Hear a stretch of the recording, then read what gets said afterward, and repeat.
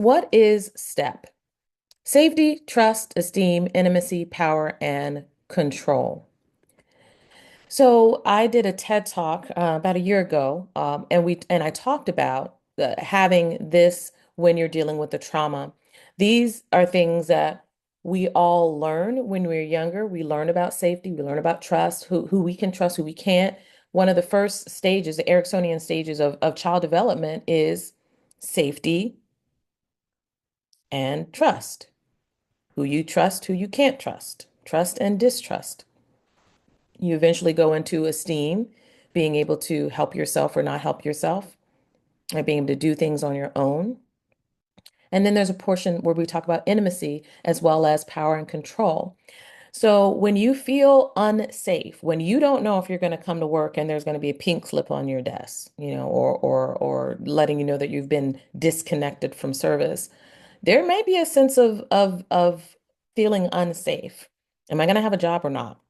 Right? Am I going to be able to go forward doing the things that I have always been doing, knowing that my job's safe, my career safe, my pension safe, and now things have been turned topsy-turvy, and you don't quite know if that's the case. How about trust?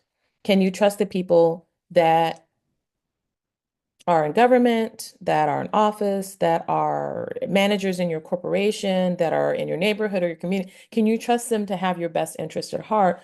Or are you at a place where you don't feel like maybe you can trust? And is that trust earned or that distrust earned? And what do you do with that? Remember, we talked about how you feel and how what the message that you're getting from different places and how that's making you feel.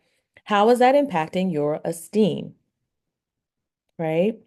Um, is what's going on around you impacting you in a positive way, in a negative way? Is it reaffirming who you are? Is it causing you to have some concerns about what value others put on the work that you do, on the education that you have, on the person that you are, on the things that you've done thus far?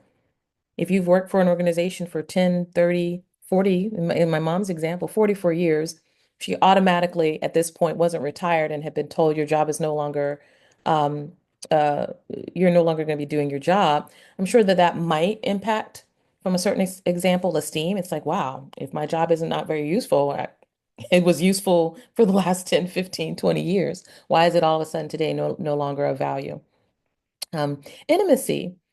Do you trust, it's connected to trust, but do you feel that you can now share some of your deepest concerns with others? Or are you kind of isolating because you don't really feel like you can share these things with other folks? Can you still share with family members? Are you concerned about sharing because it may make you look weak? What's going on in and around your mind, your body, particularly from a power and control perspective? Do you have power over the emotions that you're feeling? Do you have control over the emotions that you're feeling? Do you have control over what's going on around you? All of those things take uh, their base areas that we all grow up with. And if we have a positive interaction with our environment, positive interaction in our relationships, we develop positive sense of safety, trust, esteem, feel very comfortable being intimate in our relationship, sharing information, and we do have a sense of power and control over ourselves. But if there is a trauma, if there is a stressor, that can impact that, where you feel like there's almost like a notch against each of these things, where there's been something against each of these things, and we feel that in our body. We feel it physically, we feel it emotionally. So, what is going on in and around you in your body right now? How does your physical being feel? Are you noticing anger on the inside of you? Are you noticing that fear on the inside of you, that anxiety? In your mind, is there the worry? Are you having difficulties in this area, in this area at this time? So boundaries are what keeps us in and what keeps others out, quote unquote. But I want you to think about your body and your skin. Your skin forms a boundary for your body. It keeps germs out, it keeps your flesh in, your bones in, underneath the skin and the muscles and all.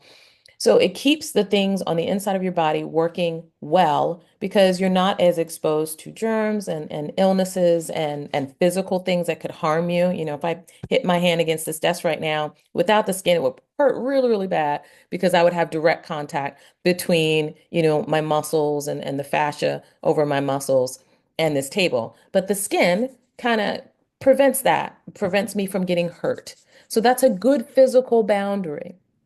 Right, my skin's a great physical boundary. But from an emotional perspective, if someone were to just try to be abusive to me and just say all kinds of horrible things to me, I can place an emotional boundary where I can just kind of probably, if someone was calling me, I could place both a physical and an emotional boundary. Someone just called me out of the blue and just said really bad, mean, nasty things, you know.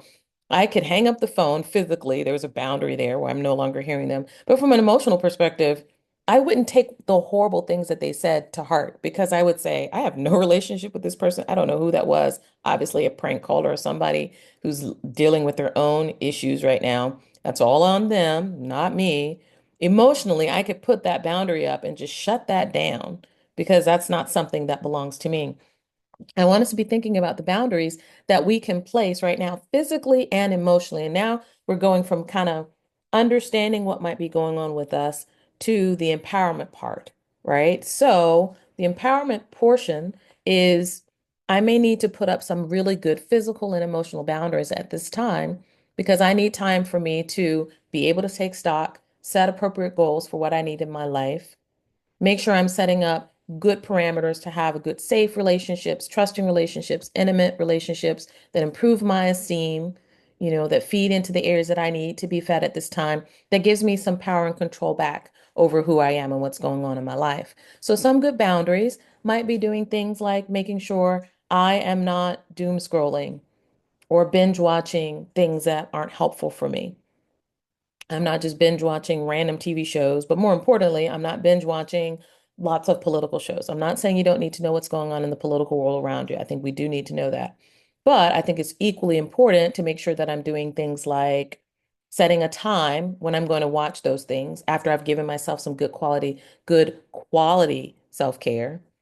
And I'm putting a timer on it. I have all kinds of timers on my phone right now where if I'm on any type of a content media service or streaming platform, I'm only allowing myself to have but so much time to watch those things because I don't want to be in a position where I've spent 3 hours looking at XYZ news program and just seeing negative after negative after negative, right? Because that kind of stuff sells. So that's what they're going to show.